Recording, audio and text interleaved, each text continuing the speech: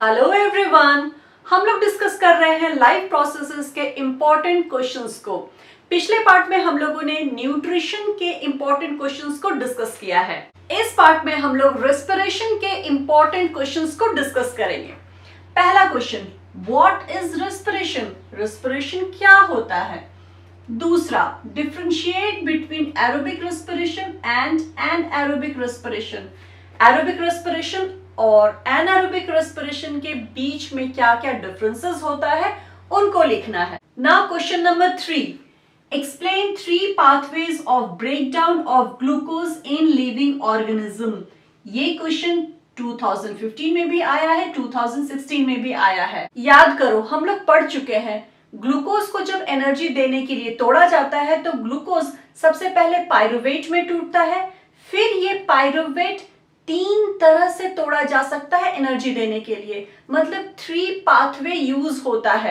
पहला pathway alcoholic fermentation, दूसरा pathway lactic acid fermentation और तीसरा पाथवे एरोबिक रेस्पिरेशन। इस क्वेश्चन को और भी कई तरीके से पूछा गया है, जैसे what are the various ways by which glucose can be broken down to give energy, और draw the flow chart to show 3 pathways of breakdown of glucose in living organism। देखो, ये 3 पाथवे वाला कॉन्सेप्ट क्लियर रहेगा ना तो question जैसे भी पूछे आप लोग बहुत अच्छे से आंसर दे सकोगे। Now question number 4, name the cell organelles in which breakdown of pyruvate to give carbon dioxide, water and energy takes place. Question पूछ रहा है कि उस ऑर्गेनल का नाम बताओ जहां पे पाइरुवेट टूट जाता है कार्बन डाइऑक्साइड में, वाटर में एंड एनर्जी में। ये क्वेश्चन आया है 2015 में और इसका आंसर होगा माइटोकॉन्ड्रिया। देखो, पाइरुवेट बनता है साइटोप्लाज्म में, अल्कोहलिक फर्मेंटेशन होता है साइटोप्लाज्म में, लैक्टिक एसिड फर्मेंटेशन होता है साइटोप्लाज्म में, लेकिन एरोबिक रेस्पिरेशन माइटोकॉन्ड्रिया में होता है। मतलब ये जो पाइरुवेट का water, carbon dioxide and energy में जो टूटना होता है ये प्रोसेस माइटोकॉन्ड्रिया में होता है। Now question number 5, write 2 different ways in which glucose is oxidised to provide energy in human body.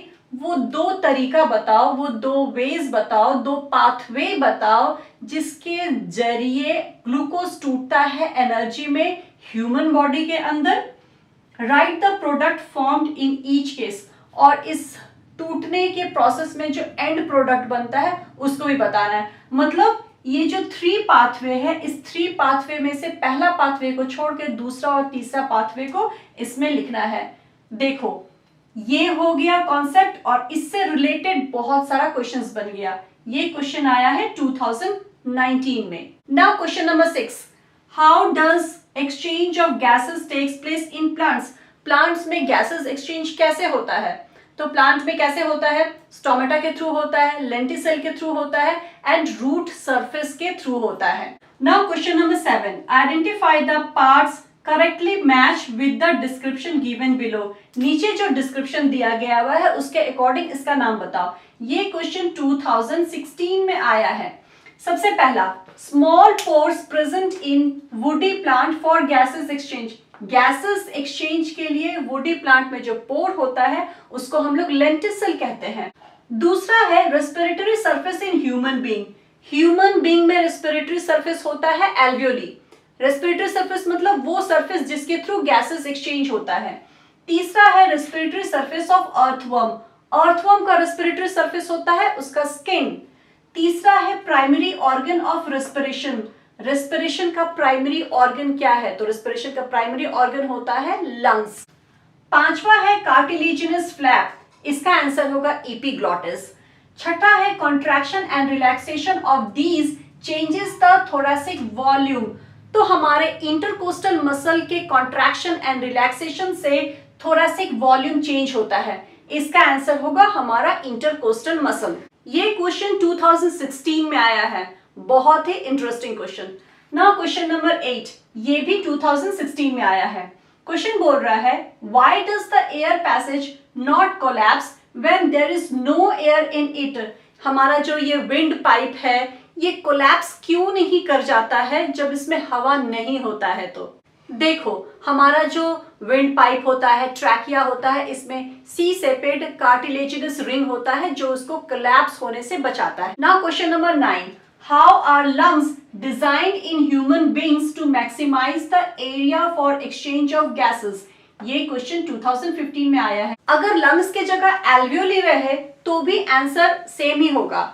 देखो, हमारा लंग्स के अंदर बहुत छोटा छोटा बलून लाइक स्ट्रक्चर होता है, एल्वियोली होता है, और ये एल्वियोली लंग्स का सरफेस एरिया को बहुत बहुत बड़ा कर देता है, और इस एल्वियोली के ऊपर में बहुत सारा ब्लड वेसल्स का नेटवर्क रहता है जिसके थ्रू गैसेस एक्सचेंज होता है। Now question number 10, how is oxygen and carbon dioxide transported in human beings? ये 2019 में आया है। पूछ रहा है हमारे अंदर, ह्यूमन बीइंग के अंदर ऑक्सीजन एंड कार्बन डाइऑक्साइड किस तरह से ट्रांसपोर्ट होता है। इस क्वेश्चन को ऐसे भी पूछ सकता है, what is the mechanism of respiration, और explain the mechanism of respiration. तो रेस्पिरेशन का मैकेनिज्म क्या है? सबसे पहले इनहेलेशन होता है, इनहेलेशन के बाद में एक्सचेंज ऑफ गैसेस होता है, एक्सचेंज ऑफ गैसेस के बाद में एक्सहेलेशन होता है। इसी 3 पॉइंट को एक्सप्लेन कर देना है। Now question number 11, distinguish between aquatic and terrestrial respiration.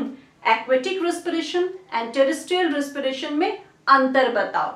Question number 12, draw a label diagram of human respiratory system.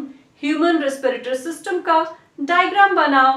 आप लोग सभी कोई बना लोगे, बहुत इजी है, बहुत सिंपल है। Now question number 13, write the correct sequence of air passage during inhalation. Inhalation के दौरान एयर जिस जिस पार्ट से होकर गुजरता है उसको हम लोगों को सीक्वेंसली लिखना है। ये क्वेश्चन उल्टा करके भी पूछ सकता है कि right the correct sequence of air passage during exhalation. इनको भी स्क्रीनशॉट लेना है, ले लो। स्क्रीनशॉट लेने से नहीं होगा, सब क्वेश्चन का आंसर खुद से लिखना होगा, और अगर आंसर लिखने में कहीं कोई प्रॉब्लम आ रहा है तो मेरा प्रीवियस वीडियो जाकर देख लो, वहां पे हर क्वेश्चन का आंसर मिल जाएगा आप लोगों को। मिलते हैं नेक्स्ट क्लास में, तब तक आंसर्स लिख के रखो।